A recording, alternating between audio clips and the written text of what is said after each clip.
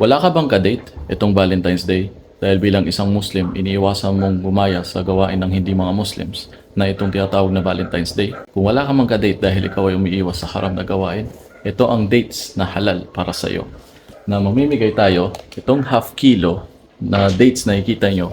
Mas matamis pa kaysa dyan sa karelasyon mo, ay ibibigay lang natin ito ng free lahat sa sino man bibili ng atin item, ang sadyada, electronic sadyada at Quran reading pen. Sino man umorder ngayon ay bibigyan natin ng free na dates para itong Ramadan na may pang iftar o pang suhoor tayo.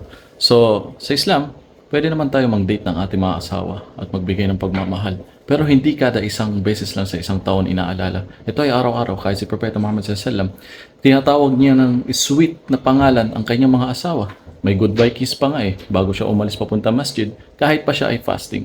So sa Islam, ang pagmamahal ay araw-araw ibinibigay sa pamilya, sa anak, sa magulang at sa asawa. Sa kapwa, sa kapitbahay, hindi kada isang taon lang inaalala ang pagmamahal at ibang klaseng pagmamahal ang ginagawa nitong mga to. Pagmamahal ng hotel, hindi tunay na pagmamahal sa kapwa-tao. Salam, syukran. Huwag nakalimutan ang date na ito. Thank you for watching. For more videos, don't forget to follow, share, and subscribe to Ibrahim Kaisi.